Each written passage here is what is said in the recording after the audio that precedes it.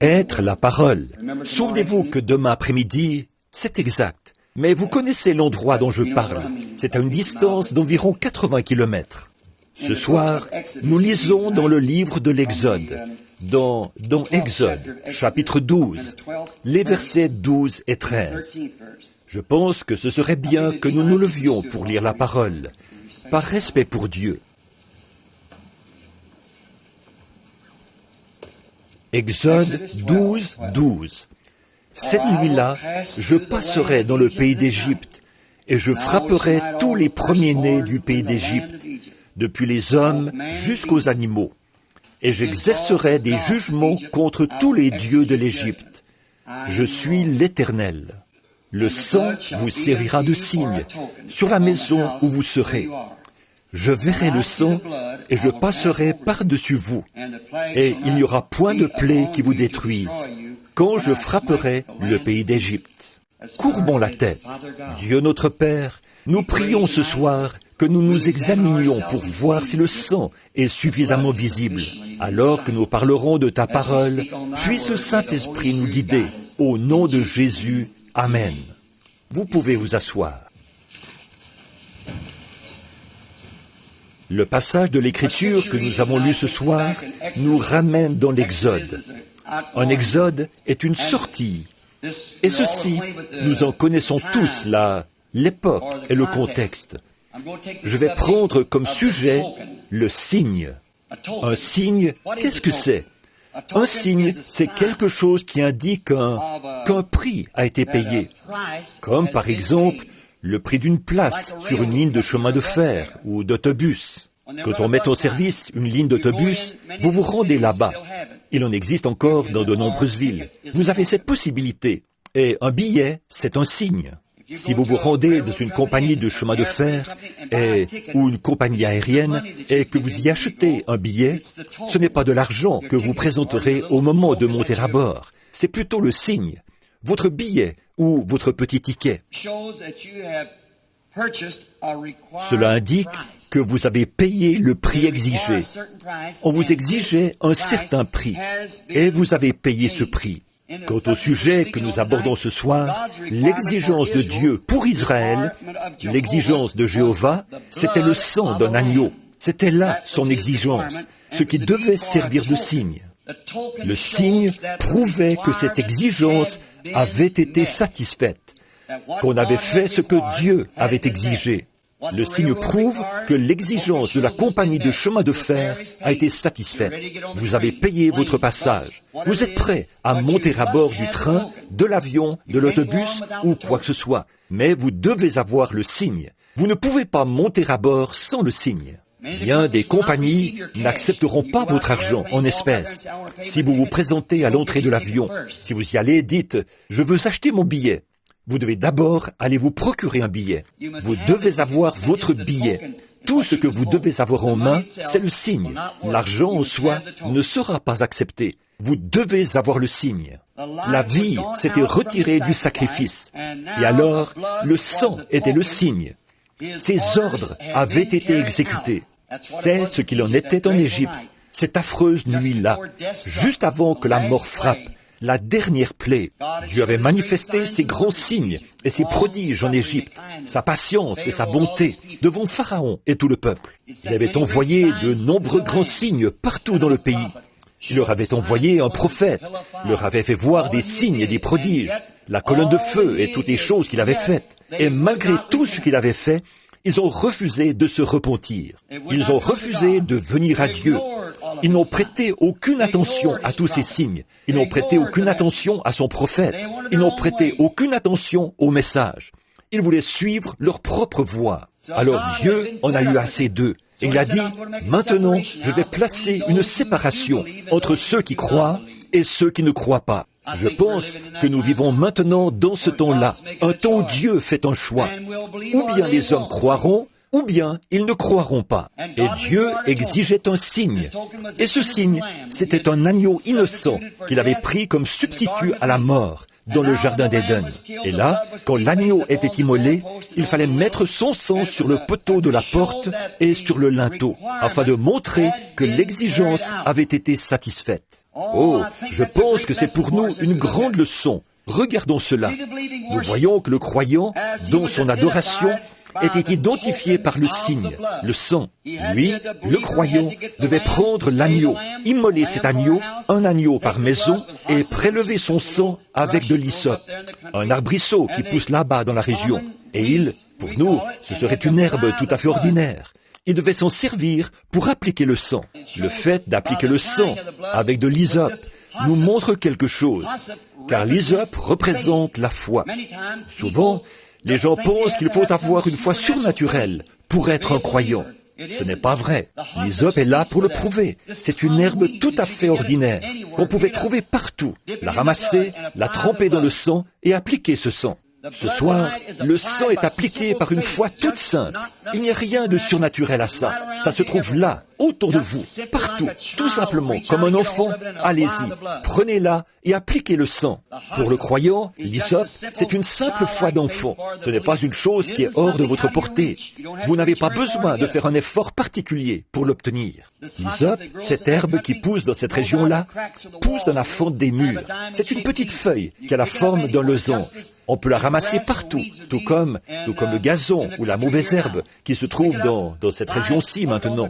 Il fallait simplement la ramasser, appliquer cela, en mettre sur la porte. C'est comme ça qu'il faut appliquer la foi, ou plutôt, il faut prendre la foi et par la foi, appliquer le sang de Jésus-Christ à la porte de votre cœur. C'est ce qui devait séparer et faire la différence entre ceux qui allaient sortir d'Égypte et ceux qui allaient rester en Égypte et périr avec l'Égypte.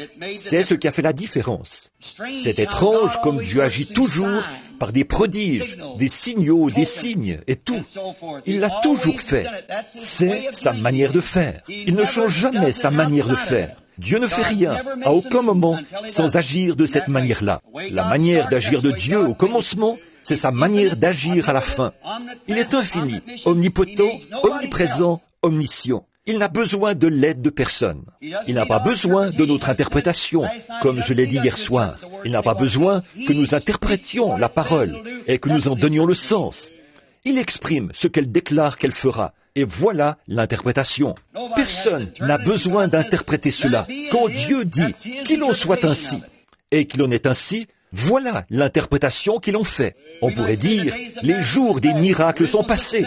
Le baptême du Saint-Esprit n'existe pas. L'homme qui y croit, Dieu lui parle. Et voilà l'interprétation. Ils l'ont. Et ils savent qu'ils l'ont, parce que Dieu donne sa propre interprétation à sa parole. C'est ce qu'il exigeait cette nuit-là, pour séparer les croyants des incroyants. Le croyant, l'adorateur, était identifié avec son sacrifice. Il devait appliquer le sang. Il ne s'agissait pas de prendre un agneau et l'immoler, placer le sang quelque part à l'extérieur, ou conserver ce sang dans un récipient, ou l'apporter chez les voisins. Il devait appliquer le sang. C'est la même chose ce soir. On pourrait venir et accueillir avec sympathie tout ce que Dieu fait, mais ce n'est pas ce qu'il exige. Vous devez l'appliquer. Ce n'est pas suffisant tant que vous ne l'avez pas appliqué. Le sang doit être appliqué, ce qui montre que vous vous êtes identifié. L'adorateur posait sa main sur l'agneau, puis il l'immolait. Il s'identifiait avec son sacrifice. Nous faisons la même chose ce soir. Nous posons notre main sur notre sacrifice et nous nous identifions avec lui. Et il est la parole. C'est seulement par Christ que nous devons être identifiés. Et cela, lorsque nous sommes identifiés par la parole, parce qu'il est la parole. Il l'a toujours été. Au commencement était la parole. La parole était avec Dieu. Et la parole était Dieu. Et la parole a été faite chair. Et elle a habité parmi nous. Le même hier, aujourd'hui et éternellement. Une certaine quantité de la parole est donnée à chaque génération. Dieu envoie quelqu'un à cette génération-là et identifie cette parole par l'interprétation de sa propre personne. Les credos et toutes ces choses ont toujours jeté l'Église dans une grande confusion. Chacun dit, eh bien, voici le chemin, et voici le chemin, et voici ce que vous devez faire. Mais Dieu fait son apparition, entre en scène et accomplit ce qu'il a dit. C'est ça l'interprétation. Elle n'a pas besoin de l'explication de qui que ce soit. La parole n'a pas besoin du pécheur, ou des organisations, ou de quelques grandes dénominations, ou de quoi que ce soit d'autre pour l'interpréter. D'un évêque, d'un archevêque, d'un pape, ou de quoi que ce soit. Ce n'est pas ça. Dieu fait l'interprétation par lui-même. Quand il a fait une promesse, il l'accomplit. Voici ce que j'ai dit bien des fois. Quand il a dit que la lumière soit et que la lumière fut, en voilà l'interprétation. Elle n'a pas besoin de plus, de quoi que ce soit d'autre qui tente d'en donner l'interprétation. Dieu l'interprète lui-même. Quand ce sang avait été appliqué, et l'adorateur qui était identifié s'identifiait alors avec le sang, du fait qu'il l'avait appliqué à sa propre maison, au-dessus de la porte. Dès lors, l'adorateur ne pouvait ni entrer ni sortir sans être identifié par le sang. Un type parfait du sang de Jésus-Christ aujourd'hui. À l'époque, le sang servait de signe d'identification. Aujourd'hui, Christ est le signe d'identification du croyant. La vie animale. À cette époque-là, la raison pour laquelle il devait appliquer les composants chimiques du sang, le prélever avec de l'hysope et le mettre sur le poteau de la porte et sur le linteau, c'est que l'animal, l'adorateur qui avait posé ses mains sur l'animal et s'était identifié avec lui, la vie qui était dans cet animal ne pouvait pas revenir sur l'adorateur, parce que l'animal n'a pas d'âme, il ne s'améliore pas. Aujourd'hui, nous voyons que nous, les humains, bien que nous soyons déchus, dans un état déchu, nous construisons de meilleures maisons. Nous fabriquons de meilleures voitures. Nous prenons ce que Dieu a créé, le pervertissons et transformons cela en quelque chose qui pourrait nous aider. Cela montre que nous sommes des fils de Dieu, même dans notre état déchu. Nous avons une âme. Nous ne pouvons pas créer comme Dieu. Mais nous pouvons, à partir de ce qu'il a créé, faire une création semblable à ce qu'il a déjà créé. Ça, un animal ne le fait pas. Le chien vit encore comme il a toujours vécu. L'oiseau construit toujours son nid. Et le poisson a ses zones de frais. Rien n'a changé là. Pourquoi? Parce qu'ils n'ont pas d'âme. Mais cela prouve que l'homme est à l'image de son Créateur. Donc, quand l'animal mourait, alors le sang était brisé, la cellule était brisée, et la vie se trouve dans la cellule sanguine.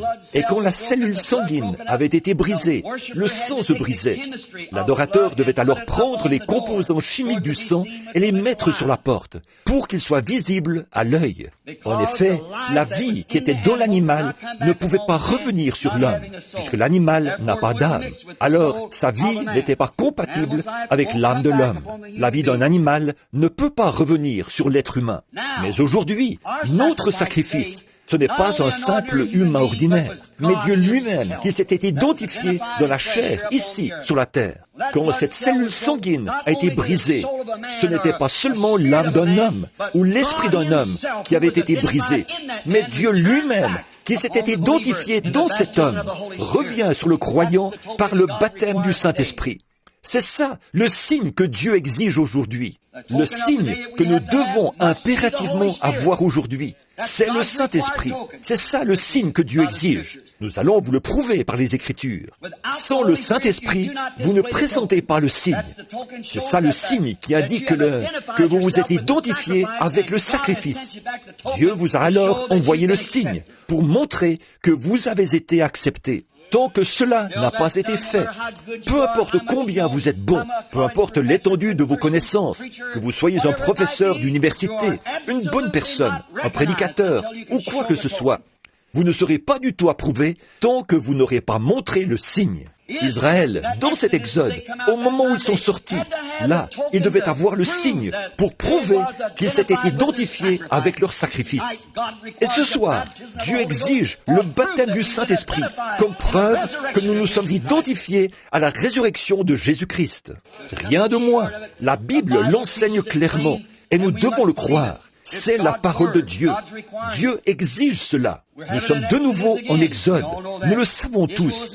Israël cheminait vers le pays promis. Et l'épouse aussi ira très bientôt dans sa demeure.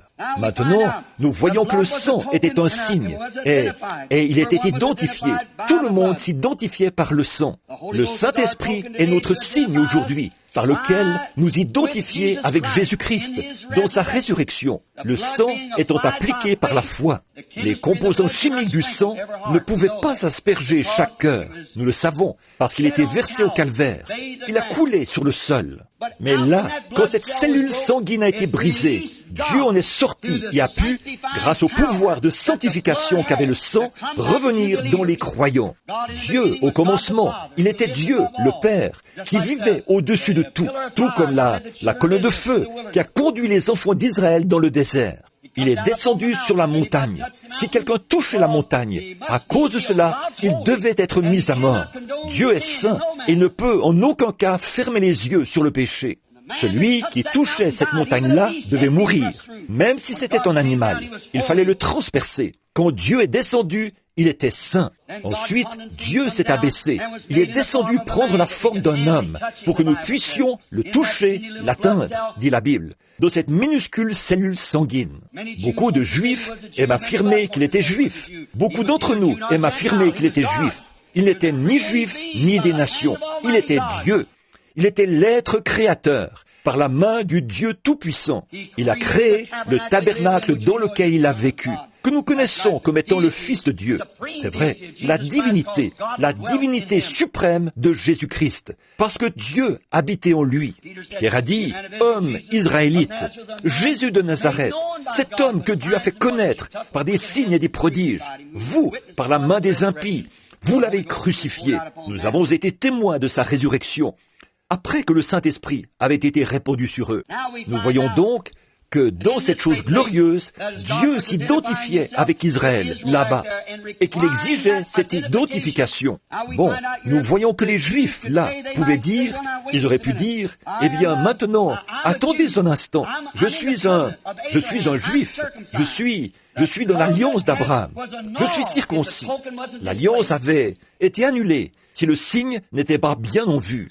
Réfléchissez à ça. Je parle d'un signe qui s'applique aujourd'hui. Si le sang, le signe, n'était pas bien en vue, peu m'importe combien vous pourriez démontrer que vous êtes juif, combien vous pourriez affirmer, croire, que vous soyez rabbin, sacrificateur ou quoi que ce soit, ce signe devait être appliqué. Il n'y avait pas de passe-droit, pas de oui ou non. Tant qu'il voyait le sang, il passait par-dessus. Certains auraient pu dire, venez par ici, je peux prouver que j'ai été circoncis le 8e jour. Le sacrificateur a ça dans ses archives. Mon nom est inscrit sur le registre là-bas. Ça n'avait rien à y voir. Le signe était si le signe n'était pas appliqué, l'alliance était annulée. Elle était inopérante. Nous devons nous souvenir que ce que Dieu dit, il ne le retire jamais. Au contraire, il y ajoute. Vous avez entendu les anciens dire, tu ne commettras point d'adultère. Mais moi, je vous dis que quiconque regarde une femme pour la convoiter a déjà commis un adultère avec elle. Il ne retire jamais. Il ajoute. Il amplifie. C'est ce qu'il fait. Toutes ses œuvres, il les amplifie continuellement. C'est ainsi que nous avançons d'un âge de l'Église à l'autre, de Luther à Wesley, puis à la Pentecôte, et ainsi de suite, au fur et à mesure. À mesure que nous progressons, Dieu amplifie continuellement la même parole. Il continue à l'amplifier. Comme ça, jusqu'à ce que l'Église soit enfin à l'image de Jésus-Christ, son épouse, qui l'emmènera à la maison. Exactement. C'est ce que nous attendons aujourd'hui. Bien sûr, nous sommes conscients que l'Église passera par la tribulation, mais pas l'épouse. Elle sera sortie de l'Église, tout comme Israël a été sorti d'Égypte. Là, nous voyons que c'était le Saint-Esprit. C'est lui qui nous identifie maintenant avec Jésus-Christ. Les Juifs auraient pu dire, oui, nous sommes les Juifs de l'Alliance, mais s'ils n'avaient pas le signe, l'Alliance était inopérante. C'est la même chose maintenant. Peu importe combien nous sommes bons, peu importe. Vous direz peut-être, eh bien, j'ai fait ceci, j'ai fait toutes ces choses, j'ai payé mes dîmes, j'ai été membre de l'Église, j'ai fait tout ceci. Dieu exige le signe. C'est ce qui montre que vous vous êtes identifié avec votre sacrifice, celui que vous prétendez avoir, celui que vous croyez avoir. Pierre a dit, « Repentez-vous, chacun de vous, et soyez baptisés au nom de Jésus-Christ pour la rémission de vos péchés. Et vous recevrez le don du Saint-Esprit, car la promesse est pour vous, pour vos enfants et pour tous ceux qui sont au loin, en aussi grand nombre que le Seigneur notre Dieu les appellera. » Quel est cet homme pécheur qui va changer cela et dire, « Les jours des miracles sont passés. » Qui fera cela et dira que la parole de Dieu était fausse? Alors qu'il a dit, quiconque invoquera le nom du Seigneur. Car la promesse est pour vous, pour vos enfants et pour ceux qui sont au loin, en aussi grand nombre que le Seigneur notre Dieu les appellera. Il apposera le signe sur eux. C'est ce qui fait la différence entre le croyant et l'incroyant. Il y avait ceux qui avaient été scellés par le royaume de Dieu et ceux qui avaient été marqués par la marque de la bête. Et ceux qui avaient été marqués par la marque de la bête ne pouvaient pas recevoir le sceau de Dieu. La même chose est en train de se produire aujourd'hui. Et nous voyons cela devant nos yeux. Peu importe combien vous êtes bon, combien vous affirmez être un croyant, Dieu a exigé le signe. Il l'avait exigé en Égypte. Il l'exige ce soir. Il l'exige ce soir. Encore aujourd'hui, le signe est tout aussi exigé dans cet âge qu'il l'était dans cet âge-là. Peu m'importe si vous êtes quelqu'un qui a beaucoup étudié la Bible, combien vous êtes capable de bien expliquer les Écritures. Satan peut faire la même chose. Mais souvenez-vous, ça n'a rien à y voir. Dieu exige une seule chose, c'est le signe. Le signe indique que vous vous identifiez à votre sacrifice, celui que vous déclarez adorer. Amen, c'est ça. Quand je verrai le sang ou le signe, le sang servira de signe. Je verrai le sang et je passerai par-dessus vous. La mort allait frapper l'Égypte d'un instant à l'autre. C'était un moment vraiment terrible. Dieu leur avait montré sa grâce en leur faisant voir sa puissance, ses signes. Et malgré cela, ils n'avaient aucun désir de se repentir ni de changer de voie. Ils ne voulaient rien de tout cela. Ils n'y croyaient pas. Ils ne croyaient pas au message qui se déroulait là. Dieu leur avait envoyé un message. Ils n'y croyaient pas. Ils voulaient continuer à suivre la voie qu'ils avaient toujours suivie. Un type parfait d'aujourd'hui. Même chose.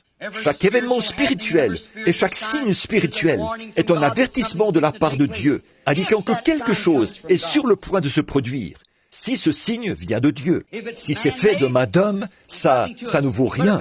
Mais si c'est envoyé par Dieu, chacun sait, tout le monde sait, que quand Dieu envoie un signe, si c'est un signe surnaturel, il envoie un message qui accompagne ce signe. Il le fait toujours, il ne manque jamais de le faire.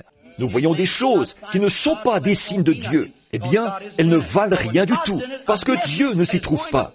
Mais quand Dieu s'y trouve, un message accompagnera ces choses, et ce message doit venir de l'Écriture. Ce message doit être conforme à l'Écriture. Il doit venir par l'Ainsi dit le Seigneur.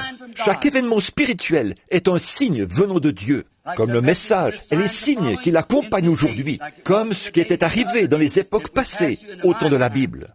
Ceci ne pouvait arriver en aucun autre temps que maintenant. Ce message ne pouvait venir en aucun autre temps que maintenant. Jésus a dit, ce qui arriva au jour de Sodome arrivera de même à la venue du Fils de l'homme.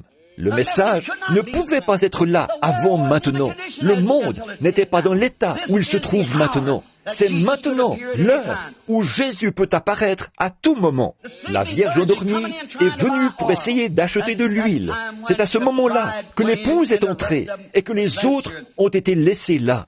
Avez-vous déjà pensé à ce qui s'est passé? Ils ont tout bonnement continué à prêcher, pensant qu'ils amenaient des âmes au salut et tout. Et ils ne le savaient pas. Ils n'en savaient rien. L'Église continuera, pensant que des âmes reçoivent le salut et tout le reste, alors que l'Église sera déjà, l'épouse, scellée, mise à l'abri. Ils ne le savent pas. Certainement, c'est exactement ce que dit l'Écriture. Noé est entré dans l'arche, et Dieu l'a scellé. C'est vrai. Il viendra un temps où les hommes et les femmes crieront à Dieu. Ils penseront même qu'ils ont reçu quelque chose, alors qu'ils n'ont rien reçu. C'est tout à fait vrai. L'Écriture en parle. De même, nous devons nous souvenir que Dieu est patient. Il ne veut pas qu'aucun périsse. Il envoie toujours ses signes, ses prodiges. Et puis, quand il est sur le point de faire quelque chose, il sépare le croyant de l'incroyant. Remarquez, là, de quelle manière il pourvoit pour son peuple, qu'il destine au pays promis. Regardez ce qu'il a fait là-bas pour son peuple, qu'il destinait au pays promis, afin de s'assurer qu'il ne s'embrouille pas dans une sorte d'isthme. Qu'a-t-il fait? Il leur a envoyé un prophète, Moïse, avec un message qui identifiait la parole de Dieu. Et pour identifier Moïse, il a envoyé une colonne de feu qui était suspendue au-dessus de lui. Amen. Puis, pour leur donner une assurance parfaite, il a exigé d'eux un signe. Amen. Il y avait le messager, le message, la confirmation et le signe, l'assurance parfaite qu'ils n'avaient aucun souci à se faire. Peu importe le nombre de fléaux qui s'abattent ou ce que tous les autres gens peuvent dire, ils sont scellés, mis à l'abri. La sortie d'Israël d'Égypte, comme je l'ai dit il y a quelques minutes, est un type de l'épouse qui sort de l'Église. Quand Moïse a commencé son ministère, Israël s'est rassemblé en un lieu, à Goshen. Ils ont commencé à prier, parce qu'ils savaient que l'heure était proche, parce qu'ils savaient que quelque chose était là. Le libérateur était déjà là. Dieu était à l'œuvre. Il accomplissait des choses. Il montrait ce qu'il était sur le point de faire. Ils sont venus de tous les coins de l'Égypte, tout comme ils le feront au jour de sa venue. Ils feront sortir des gens des méthodistes, des baptistes, des luthériens, tous ceux qui sont identifiés en Christ par le signe. Dieu les prendra avec lui quand il viendra. Nous lisons ici, dans Hébreux, chapitre 10, verset 26. Si nous péchons volontairement, après avoir reçu la connaissance de la vérité, il ne reste plus de sacrifice pour le péché, mais une attente terrible et redoutable de l'ardeur des jugements qui dévoreront le rebelle. C'est-à-dire, si nous sommes volontairement incrédules, après avoir eu connaissance de la vérité, il ne reste plus de sacrifice pour le péché. Réfléchissez à ça. Peu importe ce que vous pensez dans votre cœur, le signe ne pourra jamais être appliqué. Si vous rejetez cela pour la dernière fois, alors il ne pourra pas être appliqué. Car celui qui pêche ou qui est volontairement incrédule. Comme nous voyons les grands signes de la fin et ces temps qui approchent, nous avons maintenant une promesse de la parole. Chaque parole qui nous a été promise et qui devait s'accomplir avant le temps de la fin, nous la vivons en ce moment même. Jusqu'à la marque de la bête, au regroupement des dénominations et à l'instauration du règne du pape, tout est là exactement. Le monde est suspendu là. Les bombes atomiques se trouvent dans les silos. Et Dieu parle par ses serviteurs dans les églises. Il en fait sortir les gens. Il manifeste les signes qu'il avait promis d'accomplir juste avant sa venue. Nous sommes au temps de la fin. Le signe est exigé. Oui, monsieur. Et nous savons que ces choses sont vraies. Ce qui est arrivé autrefois n'était qu'un type de ce que nous vivons maintenant. Ces grands signes que nous voyons arriver au temps de la fin nous avertissent que le temps est proche. Ne péchez pas volontairement. Ne soyez pas volontairement incrédules. S'il y a quelque chose en vous qui dit, eh bien maintenant, je ne vois pas en quoi j'ai besoin du Saint-Esprit. Je n'en ai peut-être pas besoin. Je crois l'avoir reçu quand j'ai cru. Paul a dit aux gens qui avaient posé cette question, il a dit, avez-vous reçu le Saint-Esprit depuis que vous avez cru? Le Saint-Esprit, c'est le signe. Un homme croit Dieu, c'est absolument vrai. Mais le Saint-Esprit est un don de Dieu. C'est quelque chose qui est différent de votre foi. Votre foi l'applique, c'est tout à fait vrai. Mais c'est le Saint-Esprit qui en rend témoignage. Dans quelques minutes, nous verrons comment il agit et ce qui se produit. Comment nous pouvons être sûrs, comment savoir si nous avons raison ou non. Il nous avertit que le temps est proche. Nous devons nous aimer les uns les autres. En ce temps-ci, l'Église et le croyant devraient être inséparables. Les croyants doivent se séparer de toutes les choses du monde. Tout ce qui n'est pas de Dieu, le croyant devrait s'en séparer. Remarquez, ils ne s'étaient pas rassemblés simplement pour en parler et dire « nous croyons cela ». Ils s'étaient rassemblés pour appliquer le sang, pas pour venir dire « oh, bien sûr, je crois cela » et rentrer à la maison. Ils devaient venir appliquer le sang pour que le sang soit bien visible. Se mettre dessous. C'est comme ça aujourd'hui. Nous nous asseyons et entendons prêcher le message. Nous le lisons dans la Bible. Nous disons, oh oui, je crois cela. Ce n'est pas ce que Dieu exige. Peu importe combien vous y croyez, vous devez l'avoir. Église, réveille-toi. Amérique, c'est maintenant ta dernière heure. Pour cette nation, le jugement est là, dans la balance. Si Dieu laissait cette nation s'en tirer avec ce qu'elle fait, il serait dans l'obligation de ressusciter Sodome et Gomorrhe et de s'excuser de les avoir brûlés. C'est vrai. Nous aurons à payer pour nos péchés. Nous faisons la même chose que les gens de Sodome. Et Dieu a envoyé un message, exactement comme il l'avait fait à Sodome. Exactement. Il en a envoyé un à l'église là-bas. au groupe de Lot et à Sodome, et il en a envoyé un aux élus et tout. Et il a prouvé que l'Église se trouve exactement dans le même état que du temps de Lot, comme Jésus avait annoncé que cela arriverait de nouveau. Mes amis, c'est sur nos mains. Qu'allons-nous faire de cela? Vous dites, du sang sur vos mains? Oui. À quoi pensait Oswald, selon vous, quand il était assis là, dans la pièce, l'autre jour, après avoir versé le sang de son semblable, en tirant sur le président pour l'assassiner? Il était assis là, conscient qu'il ferait face à la Cour fédérale et que la Cour suprême le regarderait avec colère, parce qu'il avait sur les mains le sang du président des États-Unis. Il était dans une situation affreusement pénible. Quel effet aurait sur un homme de savoir qu'il a foulé aux pieds le sang de Jésus-Christ et refusé d'agir? Une situation affreusement pénible. Ce n'est pas seulement par une Cour suprême que vous serez jugés, mais par un Dieu en colère qui peut jeter le corps au loin et envoyer l'âme en enfer. Arrêtez-vous, regardez, écoutez, prenez garde. Nous le foulons aux pieds aisément, en nous disant qu'il est rempli d'amour. L'autre jour, un jeune homme a dit, « Dieu m'aime tellement. Dieu est un Dieu bon, c'est vrai, mais il est aussi un Dieu de colère. Il est un Dieu de jugement. Il est un Dieu de courroux. » Nous manquons de comprendre cela. Vous le voyez tellement bon. Vous le voyez comme un vieux grand-papa gâteux. Il n'est pas du tout un vieux grand-père gâteux. Il est le Dieu tout-puissant. Il n'a pas de petits-enfants. Il a des fils et des filles de Dieu, et non des enfants adoptés par une poignée de main. Il faut que vous naissiez de nouveau et que le sang soit appliqué. Ce sont des fils et des filles de Dieu. Il n'est pas un vieux grand-père mollasson qui laisse ses enfants se permettre, ses petits-enfants se permettre n'importe quoi. Il n'est pas un grand-père, il est un père. Oui, monsieur, chaque enfant doit être né de lui. Il est un père qui corrige. Nous savons que cette heure-là est arrivée et que les jugements sont proches. Qu'allons-nous faire de cela? Je n'aimerais vraiment pas que son sang retombe sur moi. Il n'y a qu'un seul moyen de vous en décharger. Vous ne pouvez pas vous en laver les mains. Ça, Pilate l'a essayé. Il a essayé de renvoyer la balle à quelqu'un d'autre en disant « Emmenez-le à César » ou à quelqu'un comme ça pour voir ce qu'il fera de lui. Ça s'est retourné contre lui. L'affaire lui est retombée sur les bras. C'est vrai. Et aujourd'hui, nous essayons de dire, je le ferai si mon mari, oui, je le ferai si ma femme, je le ferai si mon église. Ça se retourne directement contre vous. Quand vous dites, oh, eh bien, mon église croit ceci. Mais quand Jésus-Christ descend dans ces réunions et s'identifie dans l'Écriture comme étant le même, hier, aujourd'hui, éternellement, peu m'importe votre interprétation, ça vous retombe en plein sur les bras et c'est sur vos mains. Frères et sœurs, il n'y a rien que vous puissiez y faire. Mes amis, vous qui êtes de la Californie, souvenez-vous de ceci. Vous vous trouvez ici, au bout de la côte ouest.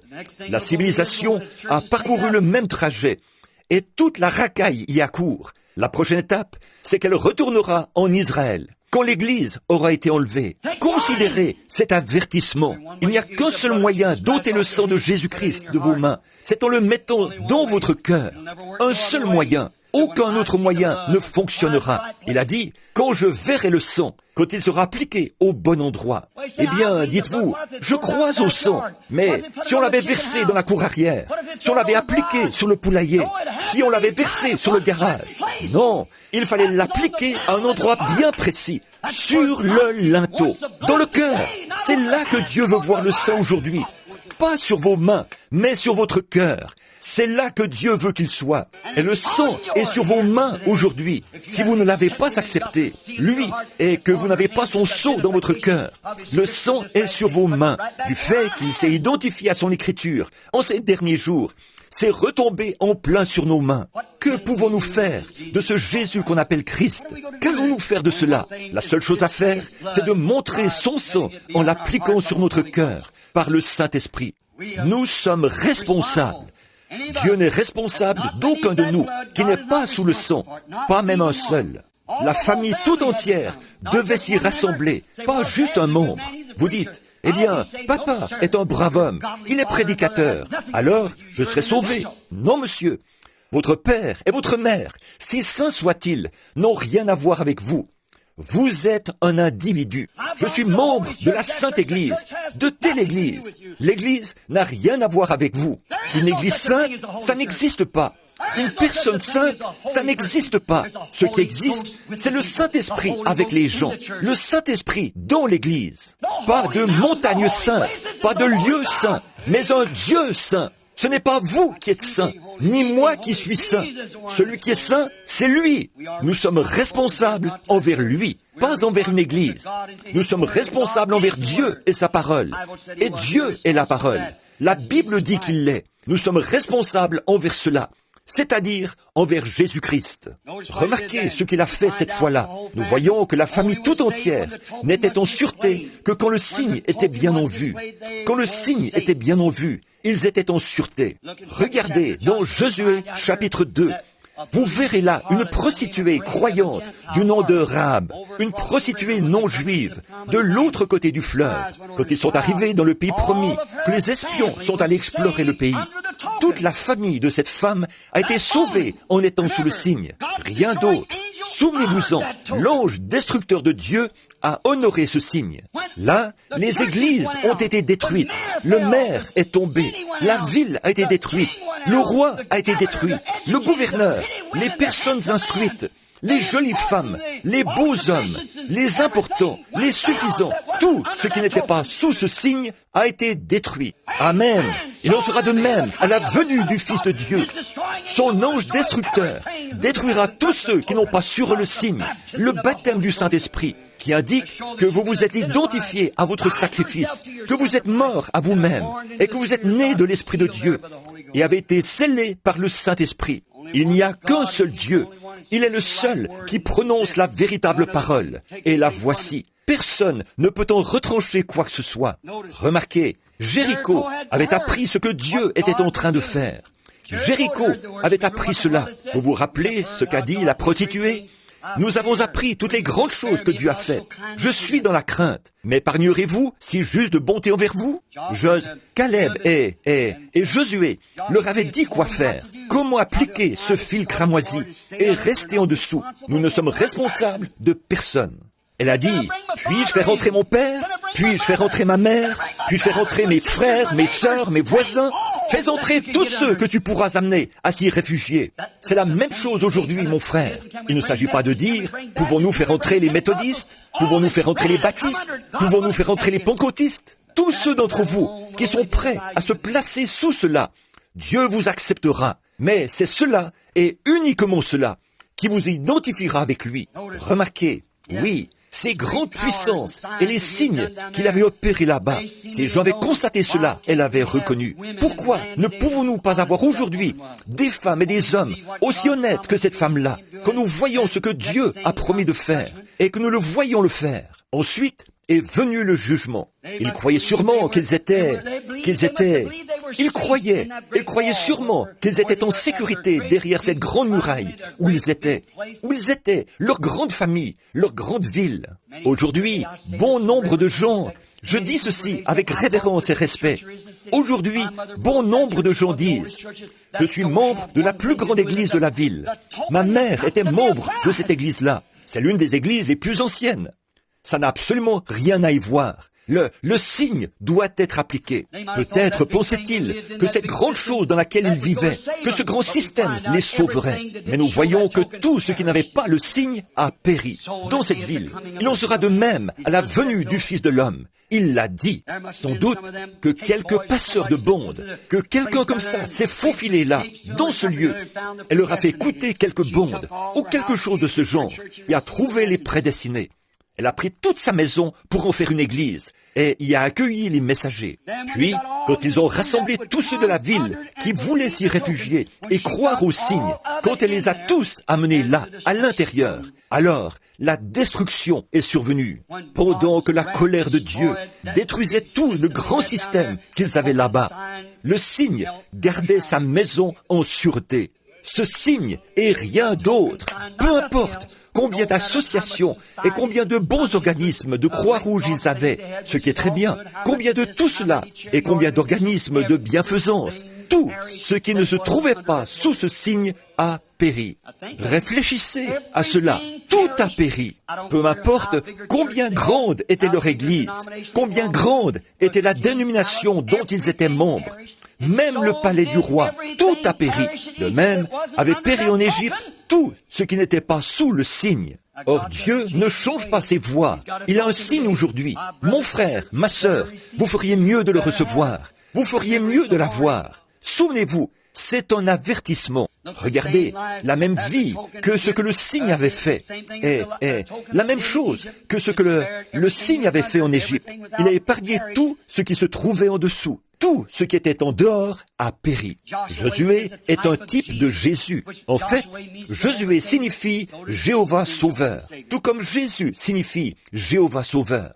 Josué a été fidèle au signe que ses messagers avaient prêché. De même, Jésus sera fidèle au signe que ses messagers ont prêché quand il viendra. En Égypte, tous ceux qui se trouvaient en dessous ont été sauvés. À Jéricho, tous ceux qui se trouvaient en dessous ont été sauvés. Qu'en est-il d'aujourd'hui? Nous voyons que le sang de l'agneau était un type de Jésus-Christ. Très bien. Dans Hébreux 13, nous voyons qu'on l'appelle là l'alliance perpétuelle. Dieu avait fait une alliance avec eux, mais aujourd'hui, le sang est une alliance perpétuelle, le sang de Jésus-Christ. Les promesses de Dieu scellées par le sang nous affranchissent du péché et de nous-mêmes, nous affranchissent de tout ce qui est du monde. Peu importe combien nous essayons de façonner le monde, tout ça, c'est mort. Si nous nous trouvons dans les promesses de Dieu, scellées par le sang, nous ne voyons rien d'autre que le sang. Comment pouvait-il regarder à l'extérieur par cette porte sans voir le sang? Comment pouvez-vous regarder à l'extérieur vers quoi que ce soit sans d'abord voir le sang de Jésus-Christ? Si vous êtes en Christ, c'est cela que vous voyez, ce qui vous amène à l'adorer et à manifester ses promesses avec puissance. Il a promis que ces choses viendraient. Son peuple, scellé par le sang, est en lui. Ils sont scellés là, à l'intérieur, par le Saint-Esprit. Ils regardent seulement au sang et à la promesse. Ils ne peuvent pas regarder au monde. Ils sont morts au monde. Et pour eux, le monde est mort. De voir des chrétiens aujourd'hui qui peuvent faire tout ce que les gens de ce monde font, qui se comportent comme eux, jurent comme eux, boivent comme eux, fument comme eux, se vautrent là, dans les porcheries du péché, les salles de danse et tout, comme eux. Et malgré tout ça, ils prétendent encore être chrétiens.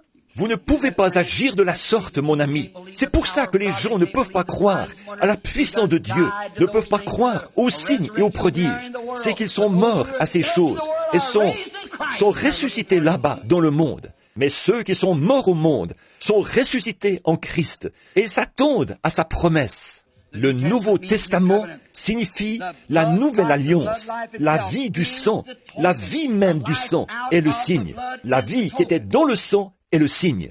Souvenez-vous, dans l'Ancien Testament, il fallait appliquer du vrai sang de l'agneau. Ici, il s'agit du signe du sang. C'est la vie qui était dans le sang, qui se trouve dans la personne, et qui est le signe. Oh là là, le nouveau signe, c'est la nouvelle vie qui vient par Jésus-Christ, alors que son sang a été versé pour sanctifier une église et la remplir de sa présence, afin qu'il puisse manifester sa parole et ses promesses aux gens. Dieu, autrefois, à plusieurs reprises et de plusieurs manières, dit Hébreux 1, a parlé à nos pères par les prophètes, mais en ce dernier jour, par son Fils, Jésus-Christ. Son Fils, qu'est-ce que c'est? La parole. La parole a été faite chair et elle a habité parmi nous. Et ceci en est la révélation.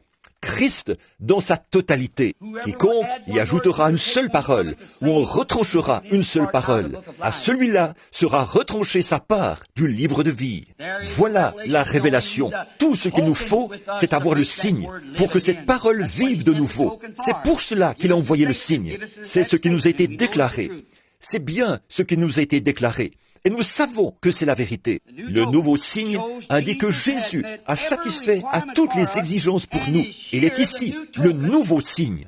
Le signe, qui est le Saint-Esprit, indique que nous reconnaissons que Jésus est mort pour nous libérer de toutes les choses du monde. Et le signe qui est sur nous prouve cela en confirmant ce qu'il a dit. Maintenant, comment un homme peut-il prétendre garder ce signe devant lui alors qu'il nie ce que dit cette parole ? Ce n'est pas possible. Ça ne peut pas être possible. Dieu ne peut pas mentir au sujet de sa propre parole. Et parce qu'il est ici, nous avons le droit de recevoir tout ce qu'il a acquis pour nous. Remarquez, À quoi devait servir le signe? À acquérir. C'est que le prix a été payé. Quand vous avez le signe, vous avez alors le droit de présenter ce signe pour réclamer chaque chose qu'il a acquise pour vous. Et sans cela, personne ne peut acheter ces choses. C'est uniquement par le signe qu'on peut les acquérir. Souvenez-vous, si vous vous présentez là, à une ligne de bus, en disant « Tenez, à vrai dire, j'ai un billet qui indique une autre ligne de bus », ça ne fonctionnera pas. J'ai un billet qui provient du Maine, du New Hampshire. Ça ne fonctionnera pas en Californie. Vous devez avoir le billet délivré pour cette ligne de bus-là. C'est ce qui vous acquiert cela. C'est ce qui indique que vous avez payé le prix exigé pour monter à bord de ce bus. Et quand nous pouvons présenter le signe, le Saint-Esprit, alors cela montre que nous avons été acceptés en Christ. C'est là notre signe qui indique qu'il a déjà acquis tout ce dont nous avons besoin. Nous nous identifions à notre signe. Le signe doit être là, prêt. Le sang de l'Alliance n'est pas reconnu comme valide sans le signe. La parole nous assure la promesse. Le signe, c'est ce qui indique que tout cela a été acquis pour nous. Une entière obéissance à la totalité de la parole de Dieu nous donne droit au signe. Il n'y a aucun autre moyen d'avoir droit au signe tant qu'on n'a pas obéi à la parole dans sa totalité. Pas ce que quelqu'un y a injecté ou y a ajouté, mais ce que Dieu en a dit. Quand il a dit, il faut que vous naissiez de nouveau, ça ne veut pas dire qu'il faut sautiller à l'autel. Ça ne veut pas dire qu'il faut aller là derrière et serrer la main du pasteur. Ça ne veut pas dire toutes ces sottises que nous avons vues. Ça ne veut pas dire qu'il faut inscrire votre nom sur le registre d'une église. Ça veut dire que votre premier être doit mourir et que votre deuxième être doit vivre. Ça veut dire que le sang a été appliqué et que vous êtes identifié par la vie de Jésus-Christ. S'il est le cep et que nous sommes les sarments, la vie qui est dans le sarment vient, elle aussi, du cep. Il en portera le fruit. Si le premier sarment qui a été produit, qui est sorti du cep, on a écrit un livre des actes à la suite de cela. Si jamais ce sarment produit, si ce cep produit un autre sarment, on écrira un autre livre des actes à la suite de cela, parce que c'est la même vie. Si l'un de vos ceps de vigne, ici, produit des raisins bleus, et qu'un autre sarment sort, celui-ci produira des raisins bleus. Et je vous le dis, nous avons aujourd'hui tant de vignes qui ont été greffées, des dénominations, des credos et tout. Et pourtant, tout agrume qui est greffé peut vivre dans ce cep, mais il porte le mauvais fruit. Ce qu'il nous faut aujourd'hui, c'est un autre baptême du Saint-Esprit et la vraie puissance de Dieu qui identifie les œuvres que Jésus-Christ a promises pour ce jour-ci. Pas tellement pour ce jour-là. Ce jour-ci, la promesse qu'il a faite ici, ça, il l'avait promis là-bas, qu'il répondrait son esprit. Eh bien, il a de nouveau promis cela dans les derniers jours, ainsi que ce qu'il ferait. C'est étrange, comme nous sommes toujours portés à regarder en arrière, mais jamais en avant. Ça, c'est bien l'homme. Il est toujours en train de dire, en train de glorifier Dieu pour ce qu'il a fait dans le passé, de le louer pour ce qu'il fera, et ne fait aucun cas de ce qu'il est en train de faire. C'est toujours comme ça avec l'homme. C'est encore la même chose. Une entière obéissance à la parole amène Dieu, la parole éternelle, en vous. Et c'est ça le signe. Quand la parole est en vous, c'est Christ en vous. Remarquez maintenant, quand nous prions, si nous avons le signe, et quand nous prions en ayant le signe, nous présentons le signe avec notre prière. Or, si vous êtes malade, si vous êtes un pécheur, si vous avez un besoin, quand vous avez le signe, vous avez un droit. Si j'ai en main le billet qui donne accès à une ligne d'autobus, on ne peut pas m'empêcher de monter dans cet autobus. On a accepté mon argent et j'ai le billet, le signe. Dans ce cas-ci, il m'était impossible de payer le prix. Il vous était impossible de payer le prix, mais il l'a payé pour nous. Et il nous a donné le signe. Amen. J'ai droit à la guérison divine. Jésus-Christ est mort afin que je reçoive la guérison divine. J'ai le droit de réclamer chaque promesse contenue dans ce livre. Quand avez-vous reçu ce droit? Quand vous avez le signe et que vous pouvez représenter le signe avec votre prière. Si vous ne l'avez pas, c'est ce qui indique l'entière obéissance. Le prix a été payé. Paul nous dit que le sang parle. Le sang parle. Avons-nous dit? Est-ce que le sang parle? Est-ce qu'il peut parler? Est-ce que le signe peut parler? Oui, monsieur. Si nous regardons dans Genèse 4:10, la voix du sang d'Abel a crié contre Caïn. Nous voyons dans Hébreux 12:24 que le sang de Jésus-Christ parle mieux. Le sang parle. Comment les composants chimiques peuvent-ils parler? C'est la vie qui est dans le sang qui parle. C'est l'âme qui était en Caïn qui s'est écriée, ou en Abel. C'est la vie qui était en Christ qui parle mieux que tout. Elle parle, et elle parle fort. C'est le Saint-Esprit. Il parle clairement. Il nous dit que c'est l'heure, que nous voyons qu'il a été dit qu'il dirait ces choses, et que nous le voyons ensuite revenir identifier ce qu'il a dit. Alors, il ne reste plus qu'à y croire. C'est vrai, qu'à recevoir cela. Croyez pour vous-même et appliquez le signe pour votre famille aussi, comme ils l'ont fait en Égypte et comme ils l'ont fait à Jéricho. Dans Actes 16:31, nous voyons que Paul a dit aux Romains de se faire baptiser en invoquant le nom du Seigneur et que lui et sa famille seraient sauvés s'ils faisaient tous de même. Sortez! Certains veulent appliquer le sang et rester sur place. Il faut appliquer le sang, débarrasser sa maison de toutes les ordures et faire le grand ménage. Vous, les femmes, débarrassez-vous de vos shorts. Vous, les hommes, jetez vos cigarettes. Et vous, les femmes aussi. Débarrassez-vous de toutes ces vieilles choses de ce système qu'on appelle le monde. Si vous aimez le monde ou les choses du monde, c'est parce que l'amour de Dieu n'est même pas en vous. Quand vous êtes sur le point d'appliquer le signe, videz-vous de tout et préparez-vous pour cela. On ne peut pas servir Dieu et Mammon en même temps. Des femmes viennent. J'ai traversé ce pays. J'ai fait des remarques au sujet de Madame Kennedy. Sa coupe de cheveux à la Jézabel et tout ça. Sa coiffure hydrocéphale et de ces femmes-là. Je me demande si Madame Kennedy n'aurait pas laissé pousser ses cheveux depuis longtemps, si elle avait entendu les messages que j'ai prêchés. Mais j'ai sillonné ce pays de nombreuses fois et j'ai démontré par la parole que c'est mal et que c'est condamnable pour les femmes de se couper les cheveux. Pourtant, les femmes pentecôtistes continuent dans leur même lancée. Elle pourrait paraître là, au jour du jugement, elle qui ne savait pas. Mais vous savez à quoi vous en tenir. Cela montre que le sang n'a pas été appliqué. Le signe n'est pas là. Les cheveux longs, c'est un vœu de naziréat. C'est ce qui montrait qu'on s'était coupé du monde pour obéir à la parole. Amen. Samson a laissé pousser ses cheveux.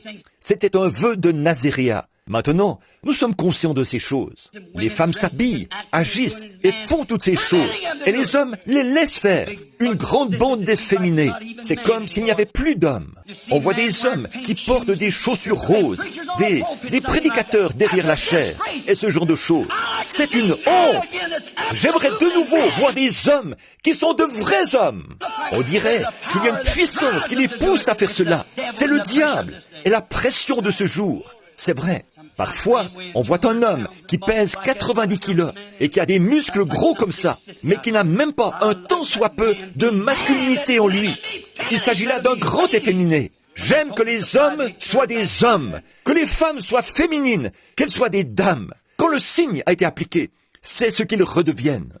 Dieu les a fait différents, et ils sont différents. Les hommes veulent ressembler aux femmes, les femmes veulent ressembler aux hommes. Ça prouve qu'il y a une perversion, un esprit ténébreux qui est suspendu là, au-dessus, une obscurité profonde qui est sur les gens. C'est l'heure de l'appel à sortir. Il y avait une obscurité au-dessus de l'Égypte avant l'appel à sortir. Puis le signe a été appliqué. Il est temps que l'Église ait le signe, sinon les gens seront enveloppés par une obscurité profonde. Une obscurité profonde. Oui, nettoyez le placard, nettoyez cette maison. Oh, il nous faut un grand ménage à l'ancienne mode. Que le sang soit appliqué. Ensuite, le signe entrera. Nettoyez tout cela. Sanctifiez tout cela.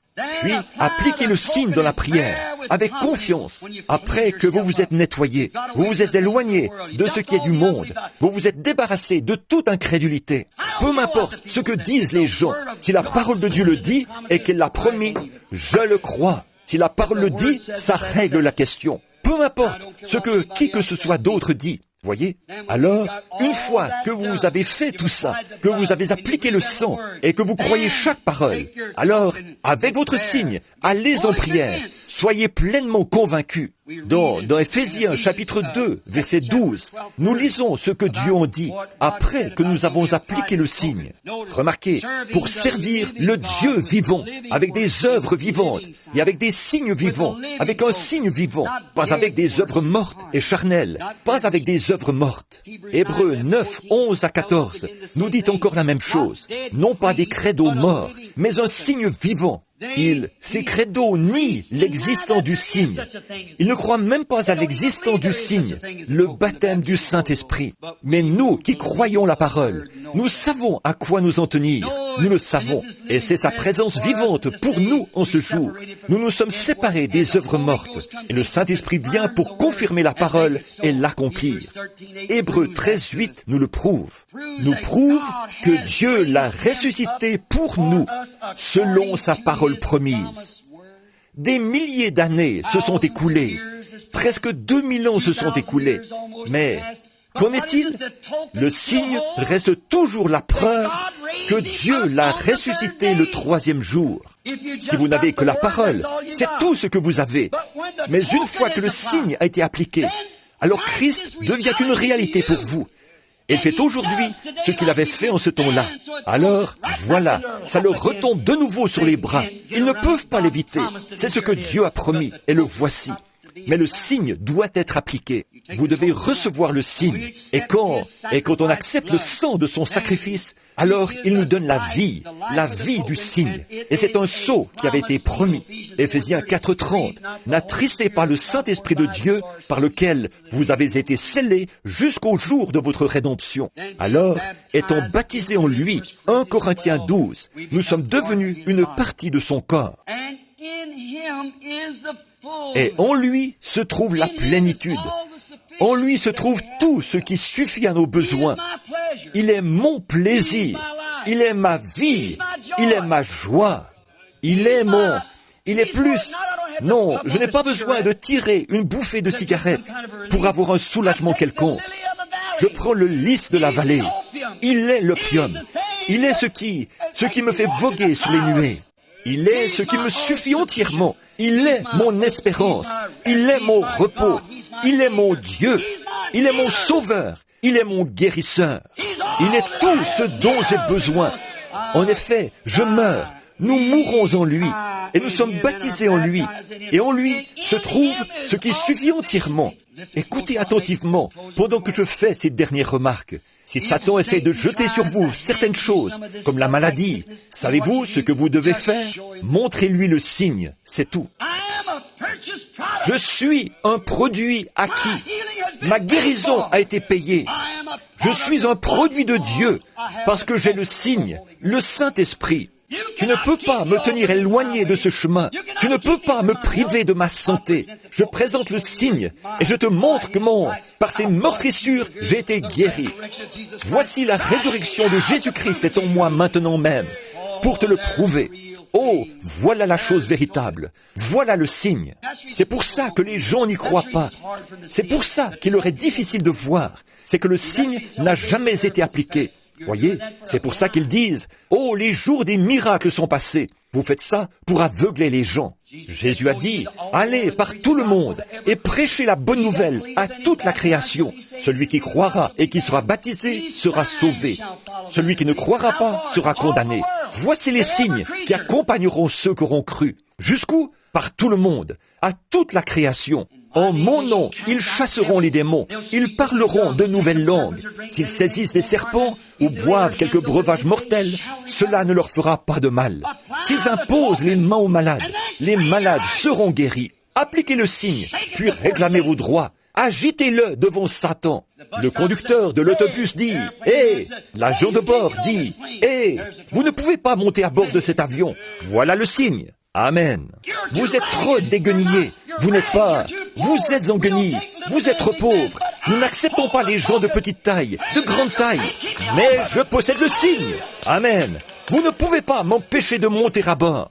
Alléluia. Quand on me donne le signe, ça règle la question. J'ai le droit autant que tous les autres. J'ai le droit, tout comme Paul l'avait. J'ai le droit, le même droit que toute personne qui a déjà été baptisée du Saint-Esprit. J'ai le même droit.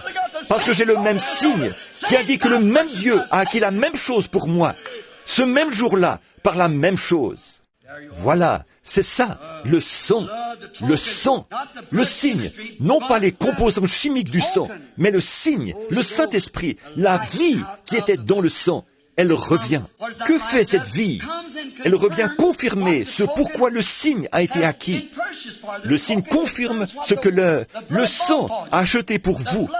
Le sang a acquis votre rédemption. Le signe en est la preuve. Le sang, il était blessé pour nos transgressions, brisé pour notre iniquité. Le châtiment qui nous donne la paix est tombé sur lui. Et c'est par ses meurtrissures que nous avons été guéris. Voyez, il ne s'agit que du sang. Et alors, quand vient le signe, cela indique que vous vous êtes identifié avec ce sacrifice-là. Amen. Le diable ne peut pas vous bloquer l'accès. Alors, je peux me tenir ici, sur l'estrade, et partout dans le monde, pour faire face aux démons et tout. La parole de Dieu l'a promis. Tant que je sais que le sang a été appliqué, et que j'ai le Saint-Esprit ici, dans mon cœur, le diable ne peut rien dire contre cela. Oui, monsieur, nous suivrons les traces des apôtres. Oui, monsieur, parce que le signe a payé le prix du passage. Le signe, c'est la preuve que le passage a été payé et que nous avons accepté cela. Et pour le prouver, Dieu nous a donné le signe, ce qui indique que nous avons été acceptés. Un ministre m'a dit une fois, il a dit, « Frère Branham, Abraham crut Dieu et cela lui fut imputé à justice. » J'ai dit, « C'est vrai. » Il a dit, « Qu'est-ce qu'un homme peut faire de plus que croire ?» J'ai dit, c'est tout à fait vrai. Alors, où allez-vous chercher ce Saint-Esprit en dehors de la foi? J'ai dit, mais il lui a donné le sceau de la circoncision comme confirmation de sa foi. Amen. Et s'il ne vous a pas encore donné le baptême du Saint-Esprit, alors il n'a pas confirmé la foi que vous prétendez avoir. Mais le signe en est la confirmation. Je déclare, j'ai de l'argent, j'ai payé mon passage là-bas au bureau. Mais vous devez présenter le signe. C'est vrai. Quand je présente le signe, ça me donne un droit. Et quand je peux présenter le signe, qui est le Saint-Esprit, c'est ce qui donne droit à tout ce que Jésus-Christ a acquis par sa mort. C'est le signe. Soyez attentifs pendant un instant. Là, nous terminons. Tenez le signe au-dessus de votre foi inébranlable, dans la parole promise. Je crois que Jésus a dit, « Demandez ce que vous voudrez au Père en mon nom, et je le ferai. » Tenez votre signe au-dessus de cette parole promise, et avancez tout droit vers cela. Je suis l'Éternel qui guérit toutes tes maladies. Il a été blessé pour mes transgressions, et c'est par ses meurtrissures que j'ai été guéri. Je prends mon signe, le Saint-Esprit qui est en moi. Je le tiens au-dessus de ma prière et je dis, « Seigneur Dieu, tu as fait cette promesse. Quand je verrai le signe, je vous récompenserai.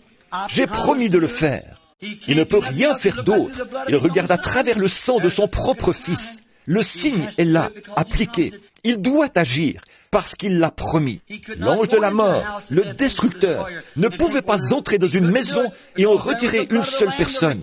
Il ne pouvait pas le faire parce que là se trouvait le sang de l'agneau, l'exigence de Jéhovah. Et son exigence aujourd'hui, c'est le sang de son propre Fils, Jésus-Christ, et le signe qui est le Saint-Esprit. Nous ne l'avons pas reçu. Nous sommes peut-être baptistes, presbytériens, luthériens, pentecôtistes, quoi que nous soyons. Peut-être que nous jubilons, poussons des cris. Nous sommes peut-être, tellement instruits. Ça n'a absolument rien à y voir. Il faut que vous présentiez le signe. Et vous êtes alors un candidat pour la résurrection. Parce que la puissance de résurrection est déjà en vous. Le signe, c'est la puissance de résurrection qui montre que Jésus est ressuscité des morts. Et vous êtes ressuscité des morts, des choses mortes de l'incrédulité. Et vous avez été rendus vivants dans la parole de Jésus-Christ. Vous y croyez. Et la parole vit à travers vous. Si vous demeurez en moi et que ma parole demeure en vous, demandez ce que vous voudrez. Jean 14, 12. Celui qui croit en moi fera, lui aussi, les œuvres que je fais. Il en fera de plus grandes, parce que je m'en vais au Père. Encore un peu de temps et le monde ne me verra plus, mais vous me verrez, car je serai avec vous et même en vous. Comment l'a-t-il fait? Ce n'est pas par le corps. Le corps est assis à la droite de la majesté divine, mais c'est par le signe qui indique que vous l'avez reçu, lui, et il vous l'a donné en retour. Alors prenez ce signe et réclamez tout ce que vous voudrez. Dieu l'a promis. J'ai toujours dit que j'ai rencontré deux catégories de personnes, les fondamentalistes et les pentecôtistes. Les fondamentalistes, pour connaître leur position, étudient les Écritures, et cherchent à les comprendre. Ils disent, eh bien, nous sommes des fils de Dieu. Ils croient cela, oui monsieur, mais ils n'ont pas de foi. Alors que les pentecôtistes, eux, ils ont beaucoup de foi, mais ils ne savent pas qu'ils sont des fils de Dieu. C'est comme un homme qui a de l'argent à la banque, mais qui ne peut pas écrire de chèque, alors que l'autre peut écrire un chèque, mais il n'a pas d'argent à la banque. Si seulement on pouvait arriver à réunir ces éléments, de sorte que les hommes et les femmes puissent se rendre compte, vous qui avez été véritablement baptisés dans le Saint-Esprit et qui pouvez présenter le signe, vous avez droit à toutes les bénédictions rattachées à la rédemption que Dieu a promises. Tout ce qu'il a promis est à vous. Tenez votre signe au-dessus de votre foi inébranlable, quand vous priez, et au-dessus de sa parole. La foi dans sa parole. Une fois, Dieu a donné aux gens un signe, et ce signe, c'était un arc-en-ciel. Regardez, écoutez attentivement, nous terminons. Dieu est toujours resté fidèle à ce signe. Jadis, à l'époque de Noé, à la destruction du monde antédiluvien, Dieu a donné à cette nation, ou plutôt au monde, un arc-en-ciel pour signe. Et Dieu a toujours fait voir son signe, tout au long des milliers d'années qui se sont écoulées. Il ne manque jamais de le faire, parce qu'il veille sur ses signes. Pendant tous ces milliers d'années, il nous l'a présenté pour nous montrer qu'il ne manque jamais d'honorer le signe. Il ne manque jamais de l'honorer. Il s'attend maintenant à ce que nous déployions le signe au-dessus de notre foi, devant le groupe de Satan, les incroyants, les sectes, et tous ceux qui n'y croient pas, que nous croyions ce qu'il a dit au sujet de ses promesses, que Jésus-Christ est ressuscité des morts et qu'il montre qu'il est vivant. C'est cela, l'insigne, le signe qui vous identifie, parce que c'est la vie même de Christ en vous qui identifie la parole. C'est tout ce qu'il faut. C'est cela le signe. Sans le signe, c'est ce qui indique que le prix a été payé. C'est ce qui indique que vous êtes un candidat pour la résurrection. Que Dieu, cette même puissance qui a fait sortir Jésus de la tombe, vous l'avez en vous en tant que signe. Le Saint-Esprit en vous, c'est le signe qui vous fait sortir de la tombe. En effet, le signe, c'est Dieu, le Saint-Esprit, qui est la vie éternelle. Ça vient du mot grec « zoé », qui signifie la vie de Dieu lui-même en vous. Et c'est la seule chose qui paye le prix. Si ce signe n'est pas en vous, comment ressusciterez-vous? Mon frère, ma sœur, ce soir, en toute sincérité devant Dieu et devant sa parole, devant les uns, les autres et devant le temps dans lequel nous vivons maintenant, si vous êtes dépourvu du signe, si vous n'avez pas le signe, peut-être que certains d'entre vous n'y croient même pas, mais il est là.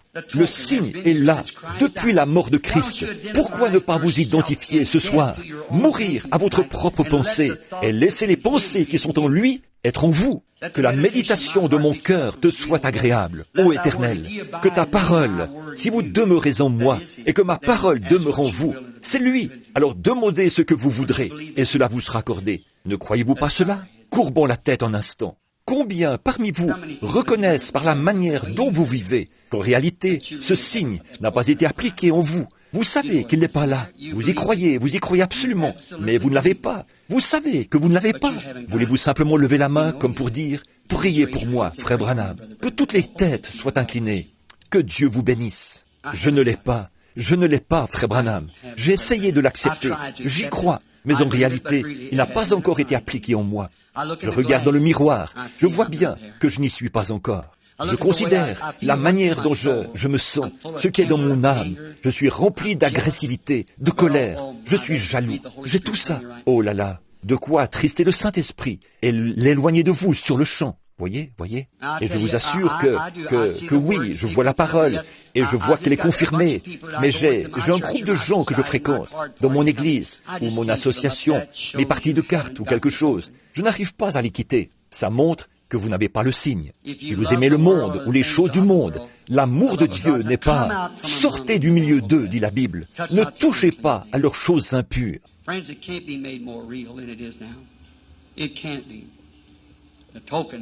Is here if we'll believe it. Do you believe it? Will you accept it? Mes amis, ça ne peut pas être plus clair que ça l'est maintenant. Ça ne peut pas l'être. Le signe est ici, si nous voulons bien le croire. Le croyez-vous? L'accepterez-vous? Très bien. Seigneur Jésus, ils sont entre tes mains maintenant. Puisse le signe, Jésus n'est pas mort. Le signe, Jésus est ressuscité des morts. Il est ici ce soir. Il est le signe de sa résurrection. Il est lui-même la parole. Il est ici pour confirmer tout ce qu'il a dit. Il est ici pour confirmer toutes les promesses qu'il a faites. Si seulement les gens pouvaient voir cela une seule fois, Seigneur. Que ce n'est pas quelque chose qu'on peut présumer. C'est quelque chose qu'on doit savoir, Seigneur. Il n'y a pas de deuxième chance. On ne peut pas revenir en arrière et essayer de nouveau. Il faut le faire maintenant même. Je prie au Dieu que chaque personne le reçoive, lui, ce soir, et que le signe de son sang soit appliqué sur chaque cœur, et qu'il se produise alors un réveil dans cette région, un grand réveil. Père, nous remettons cela entre tes mains, au nom de Jésus-Christ. Amen. Pendant que nous sommes en prière, là, que tout le monde reste bien tranquille, que personne ne se déplace maintenant, pendant un instant. Croyez-vous que c'est la vérité, que le signe doit être mis bien en vue? Il fallait, dans tous les temps, dans tous les âges, il fallait le mettre bien en vue. Or, le signe, ce que c'est la confirmation de sa parole. C'est ce qui démontre qu'il est la parole. Or, la parole dit qu'il est ressuscité des morts et qu'il est vivant au siècle des siècles. Il vit dans son peuple, le même hier, aujourd'hui et éternellement. Croyez-vous cela? Si vous croyez cela, alors vous avez un droit. Si vous avez ce signe, le Saint-Esprit en vous, vous avez droit à tout ce que sa mort a acquis pour vous. Ne voulez-vous pas le croire? Maintenant, regardez, maintenant ce soir, nous n'avions pas prévu de prier pour les malades ce soir. Nous allons le faire demain après-midi. Mais ce soir, nous avions prévu de faire cet appel à l'autel.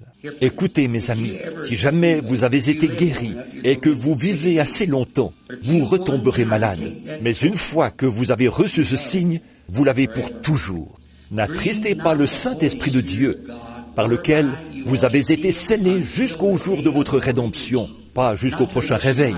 Vous n'étiez pas vraiment scellés, vous étiez sous le coup de l'émotion, mais vous êtes morts, et votre vie est cachée en Dieu avec Christ, et vous êtes scellés par le Saint-Esprit, une fois que vous avez été baptisés dans le Saint-Esprit. Or, vous pouvez rétrograder, c'est vrai, mais vous ne pouvez pas vous détacher de ce sceau. Vous êtes scellés en lui. Maintenant, si vous n'avez pas ce sceau, soyons vraiment sincères. On a préparé un endroit ici, et c'est pour tout le monde. Nous pourrons recevoir le Saint-Esprit. Et s'il guérit les malades, pourquoi donc a-t-il mis dans mon cœur de faire ceci? Maintenant, ce même Jésus qui a été ressuscité des morts, il est ici même en ce moment. Maintenant, écoutez. La parole ne peut pas dire une chose et signifier autre chose. Il a dit, là où 2 ou 3 sont assemblés en mon nom, je suis là, au milieu d'eux. Pas vrai? Maintenant, regardez dans cette direction. C'est ça.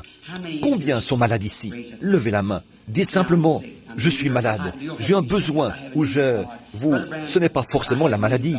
Dites simplement, j'ai besoin de Dieu. Frère Branham, j'ai besoin de Dieu pour quelque chose. Je crois que Jésus est ici. Maintenant, tenez votre signe juste au-dessus de ce désir. Eh bien, laissez-moi vous dire, par sa parole, qu'il ne peut pas aller à l'encontre de cette parole. Il a déjà acquis ce que vous désirez, si c'est selon sa volonté. Et sa volonté, c'est de vous guérir.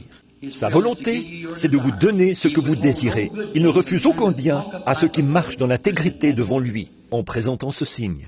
Maintenant, vous m'êtes inconnus. Mais un instant, pour que vous puissiez voir. Maintenant, les ministres sont assis derrière moi. Il y a des gens partout. Il y a ici la foi et l'incrédulité. C'est toujours ainsi. On peut sentir la présence de ces choses. Mais il y a l'onction du Saint-Esprit. Et ce Saint-Esprit, c'est le signe. Il est le signe. Bon, vous n'avez pas à faire cela. Tout le monde n'était pas Moïse. Il y avait un seul Moïse, mais le peuple le suivait. Maintenant, croyez simplement ceci. Il est vivant aujourd'hui. Il est ici pour rendre témoignage. Maintenant, chacun de vous qui avez quelque chose qui vous tient à cœur, priez. Maintenant, s'il était ici, vous diriez, « Seigneur Jésus, voudrais-tu me guérir ?» Il dirait, « Je l'ai déjà fait. » Voyez, il ne pourrait pas le refaire. Il l'a déjà fait. Mais il veut simplement que vous le croyiez. Par contre, il a promis que, dans les derniers jours, ce que Dieu avait fait dans une chair humaine, juste avant Sodome, la fin du monde des nations, cela se répéterait. C'est ce qu'il a promis. Maintenant, tiendra-t-il cette promesse? Il a promis dans Malachie 4 qu'il ferait cela et qu'il manifesterait sa parole pour ramener le cœur des enfants vers les pères. Un retour à la parole originelle de la Pentecôte, la vraie parole biblique. Pas les pentecôtistes, eux, déclarent que nous sommes une organisation pentecôtiste. Il n'en est rien. La Pentecôte est une expérience et non une organisation. Ils ont essayé d'organiser cela, mais c'est impossible, voyez. Ça ne s'organise pas. La Pentecôte est une expérience. C'est le sceau de Dieu, le Saint-Esprit qui est venu le jour de la Pentecôte. Maintenant, croyez, regardez par ici et croyez que je vous ai dit la vérité. Et s'il se manifeste, je ne sais pas s'il le fera ou non. Mais s'il le fait, cela indiquera que le signe dont je parle, que le sang a été appliqué et que le signe est ici pour démontrer que ce sang est tout à fait adéquat, que Jésus-Christ est bien ressuscité des morts. Croyez-vous cela? Eh bien, là, comment est-ce que ça pourrait être plus clair? Voyez, croyez-le, tout simplement. Mes frères, mes sœurs, mes amis, au nom de Jésus-Christ, croyez cela, dans l'intérêt de votre âme et dans l'intérêt d'autres personnes. Vous n'aurez plus jamais une autre occasion. Si Dieu m'avait parlé avant la fondation du monde, quand j'étais en lui sous la forme d'une pensée, et vous aussi, s'il avait dit « Dans quel âge voudrais-tu vivre ?» Je lui aurais dit que ce serait en ce temps-ci. Le temps le plus glorieux qui soit, c'est maintenant. Croyez, d'accord? Maintenant, afin que vous sachiez que Jésus-Christ vit, maintenant simplement dans votre cœur, priez et dites, « Seigneur, tu es un souverain sacrificateur qui peut compatir à nos faiblesses, et je crois que tu es le signe. Maintenant, parle-moi, afin que je sois guéri. » Que quelqu'un, avancez par rangée, comme vous pouvez voir là, pour que je ne vous fasse pas faire des va-et-vient. Venez par ici. Vous remarquez, des fois, voyez, une vision, quand on voit une vision, elle doit aussi être interprétée, elle doit être transposée. Alors parfois, quand il y a des centaines de gens qui tirent, on peut, et là, il faut désigner cela. Maintenant, que tout le monde soit vraiment respectueux pendant quelques minutes. Alors, ce sera la preuve. Si un homme dit quelque chose et que Dieu ne confirme pas ce qu'il dit, eh bien, alors, ça ne peut pas être Dieu. Mais si Dieu confirme ce qu'il dit, alors adressez-vous à lui à ce sujet.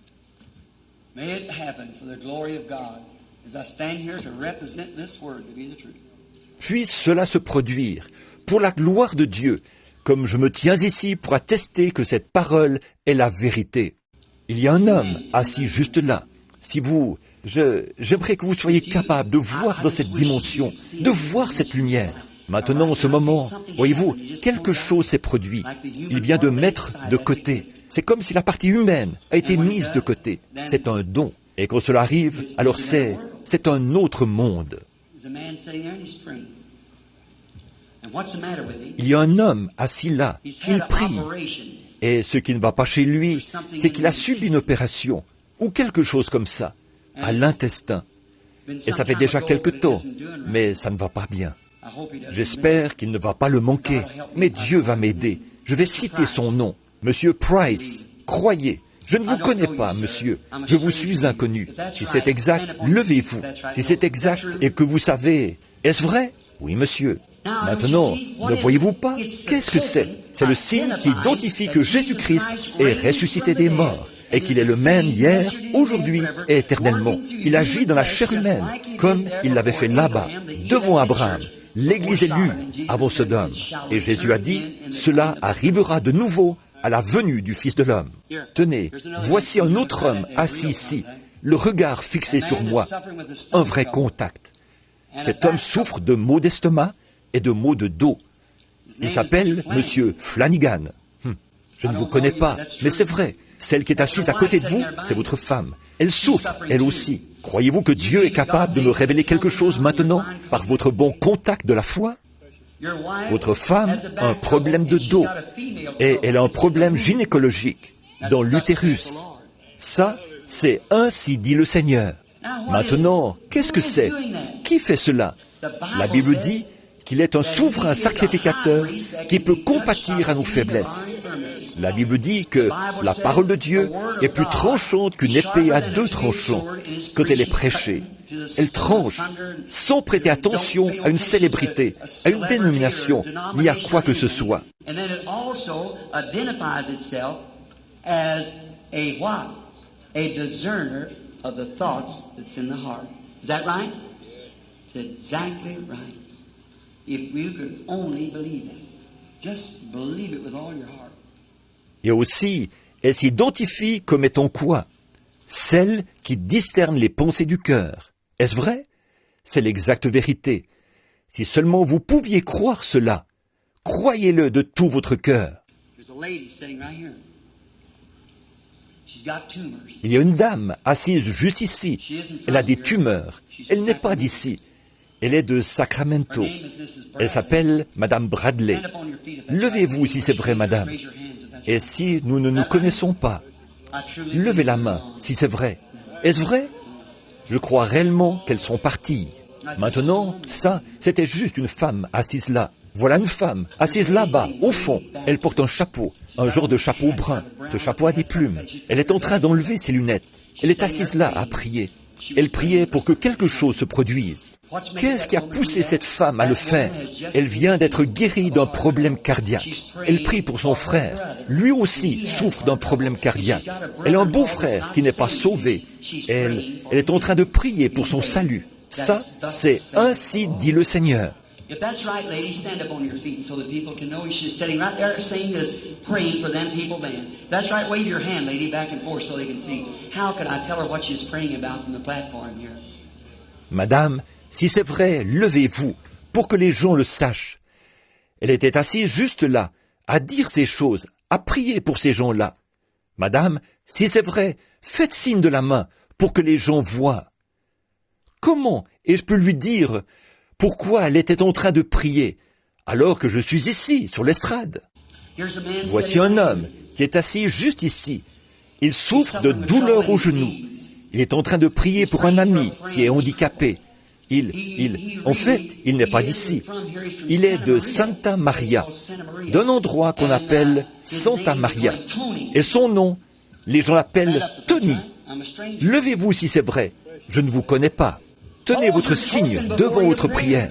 Dieu, cet ange du Seigneur, quand il est venu à moi il y a des années, la première fois que je suis venu ici, je prenais les gens par la main et je vous ai dit qu'il m'avait dit que ceci se produirait. Maintenant, il y a quelque chose qui est plus grand que cela. Voyez?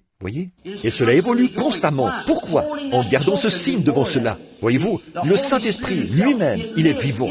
C'est lui qui fait ces choses. Il l'a dit. Maintenant, si quelqu'un a un doute, qu'il aille voir ces personnes et leur demande si je les ai déjà vues, connues ou quoi que ce soit d'autre. Ces personnes sont ici. Ça commence à se répandre dans tout le bâtiment en ce moment. Eh bien, voilà, si Dieu peut discerner cela, laissez-moi vous dire une chose. Ici ce soir, il y a bon nombre d'entre vous qui ont besoin du baptême du Saint-Esprit, d'avoir ce signe. Vous pensez l'avoir, mais vous ne l'avez pas. Ne prenez pas ce risque, mes amis. Croyez-moi. Si vous croyez que je suis le prophète de Dieu, pardon, je ne voulais pas dire ça. Je ne prétends pas être un prophète, le serviteur de Dieu. Si vous croyez que je suis le serviteur de Dieu, je vous le dis au nom du Seigneur. Pendant que nous courbons la tête un instant, voici le grand appel. Je veux que toute personne présente qui n'est pas chrétienne vienne ici un instant. Je vais prier pour vous et vous imposer les mains pendant que le Saint-Esprit est sur moi, pendant que l'onction se trouve ici. Le signe a été déployé, les preuves infaillibles. Restez bien tranquille, d'accord? Quittez vos sièges et avancez ici maintenant. Si la sœur qui est là ou celui qui est le conducteur de chant veut bien nous donner la note de musique maintenant. Voulez-vous vous avancer? Que toutes les personnes qui ne sont pas chrétiennes viennent se tenir ici, devant l'autel, pendant un instant. C'est bien. Que le Seigneur vous bénisse, mon frère. Que le Seigneur vous bénisse, ma sœur. Venez vous placer ici, autour de l'autel. Toutes les personnes, viens, ô âme opprimée par le péché maintenant. Il y a la miséricorde auprès du Seigneur. Maintenant, voulez-vous le faire? C'est ça. Avancez-vous. Venez vous placer ici pendant un instant. Vous qui êtes sans Christ, regardez, l'heure est tardive, mes amis. D'un instant à l'autre, l'ange de la mort pourrait séparer l'épouse de l'Église. Ne voulez-vous pas? Oh, âme opprimée par le péché, il y a la miséricorde auprès du Seigneur. Ne voulez-vous pas venir maintenant, pendant qu'on chante? Il vous donnera certainement le repos. Pourquoi? En vous donnant le signe, vous obtenez le repos. Voyez-vous, vous avez la marque d'identité. Le Seigneur a envoyé son message et l'a identifié par la colonne de feu. Juste lui faire confiance, juste. Chrétiens, vous qui avez le signe, priez. Pécheurs, vous qui êtes sans Christ, voulez-vous venir pendant qu'il s'identifie si clairement ici comme étant le signe? Le signe, il n'est pas mort, il est ressuscité des morts. Voulez-vous venir maintenant? Vous sauvera. Il vous sauve maintenant. Juste faire confiance. Juste lui faire confiance. Vous dites, frère Branham, je ne sais pas comment. Avancez-vous ici. Tout ce que vous avez à faire, c'est de vous lever. Écoutez le Saint-Esprit. C'est comme ça que ces choses fonctionnent. Écoutez-le. Il l'a promis. Tout comme il avait promis de faire ces choses dans les derniers jours, il a aussi promis de sauver les perdus. Vous dites, eh bien, je suis membre de l'Église, frère Branham. Ce n'est pas ce que je vous demande. Ce que je vous demande en ce moment, c'est, êtes-vous sauvé? Êtes-vous chrétien? Si vous ne l'êtes pas, avancez-vous. Avancez-vous. Je vous le demande au nom de Christ. Venez. Lui faire confiance. Juste. C'est ça. Avancez-vous juste ici. Avancez-vous autour de l'autel, mon frère. Il vous sauvera. Il vous sauvera. Il vous sauve maintenant. Que devez-vous faire? Juste lui faire confiance. Juste lui faire confiance. Juste lui faire confiance maintenant. Il vous sauvera. Il vous sauvera. Il vous sauve maintenant. C'est ça. Continuez à vous avancer, mes amis. Continuez à vous avancer. Que chaque chrétien prie en ce moment. Souvenez-vous que des gens pourraient venir, que c'est peut-être la toute dernière occasion qu'il aurait donnée. Ça l'est peut-être.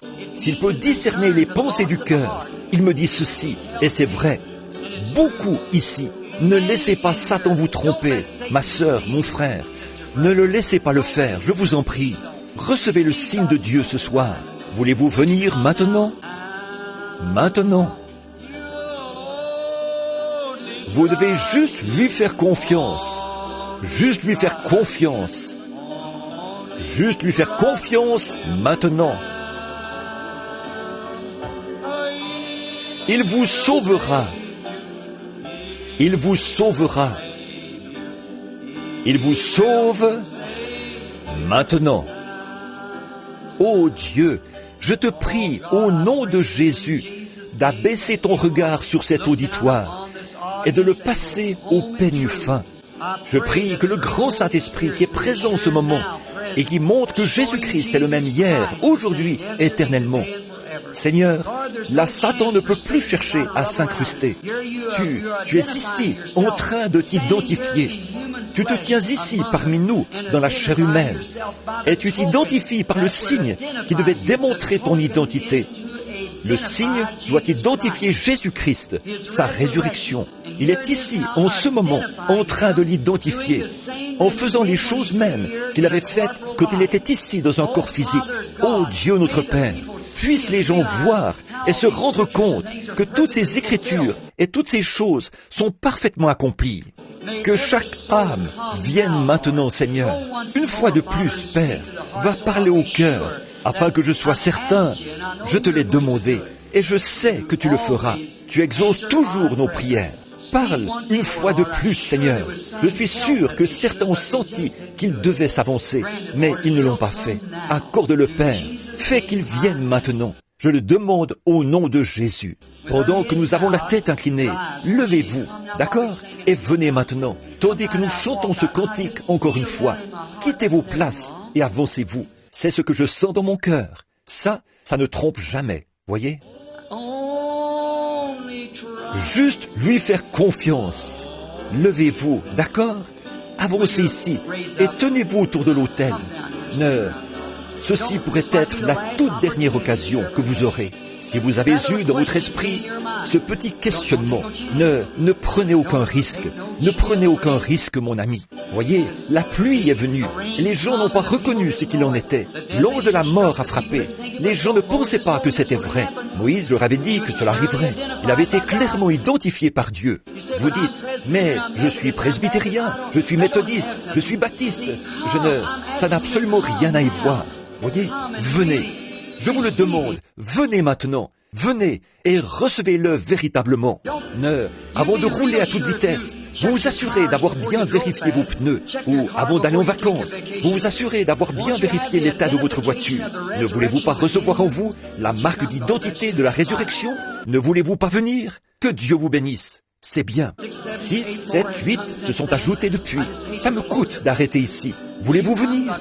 Que Dieu vous bénisse, jeune homme. Dieu vous bénisse, madame. Maintenant, il vous sauvera. Il vous sauvera. Que Dieu vous bénisse, jeune homme. Pour votre information, vous étiez l'un d'entre eux. C'est ça. Juste lui faire confiance. Maintenant, n'est-ce pas extraordinaire de les voir s'avancer? Lui, voyez, le Saint-Esprit ne se trompe jamais. Il a parfaitement raison. Maintenant, il vous sauvera. Il vous sauvera. Il vous sauve maintenant. Êtes-vous vraiment sûr, là, pendant que la musique continue à jouer, s'il vous plaît, tout doucement? Pouvez-vous lui faire confiance? Pouvez-vous simplement le prendre aux mains? Dites, Seigneur, j'ai toujours désiré avoir cette communion intime, cette réalité. Je désire vraiment cela, Seigneur.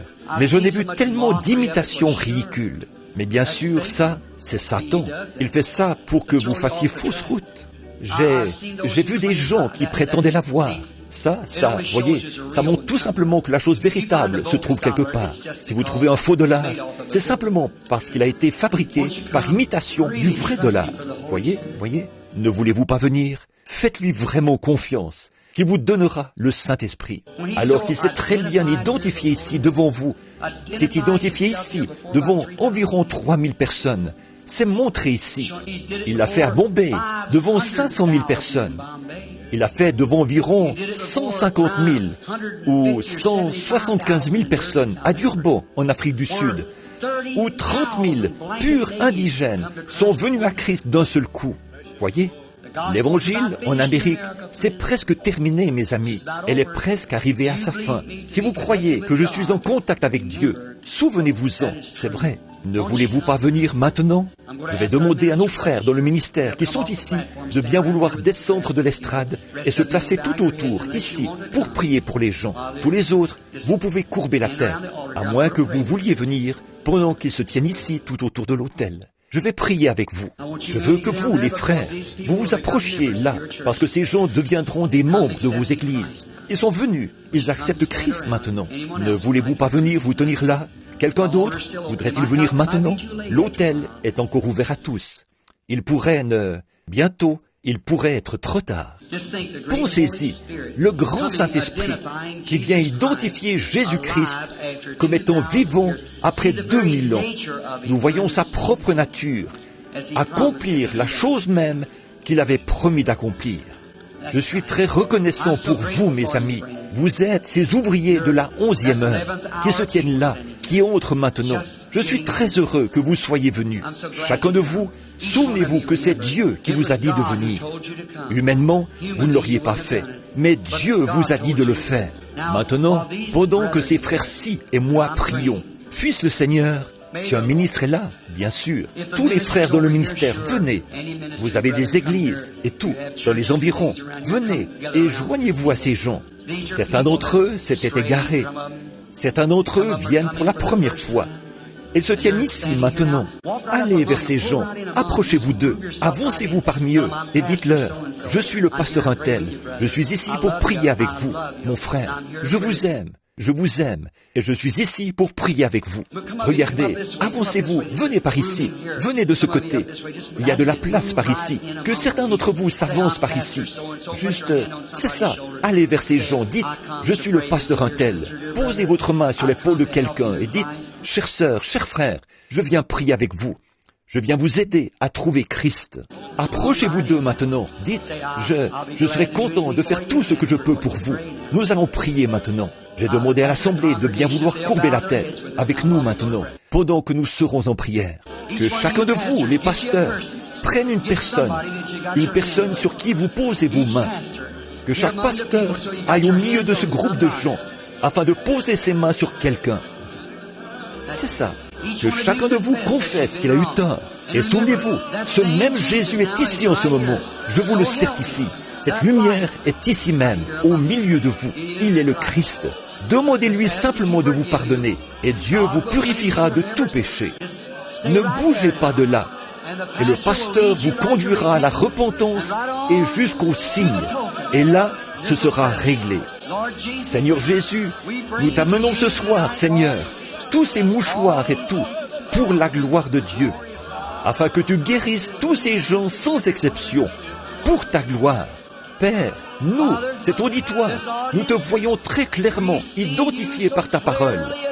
Tu t'es identifié comme étant la personne du Seigneur Jésus, ici, sous la forme du Saint-Esprit, se déplaçant parmi les gens, discernant les pensées du cœur, guérissant leurs maladies et les appelant à la repentance. Le grand et puissant Fils de Dieu. Je te les remets, Père, comme signe de leur foi en ta parole prédite, la parole que tu avais dit que tu accomplirais. Seigneur, j'ai confiance que tu la leur confirmeras. Ils sont à toi. Ils sont des dons d'amour. Je te les remets, Père. Au nom de Jésus-Christ, sauve chacun d'eux, Seigneur. Remplis chacun d'eux du Saint-Esprit. Accorde-le, ô Dieu éternel. Que ton esprit et ta miséricorde reposent sur eux pour ta gloire.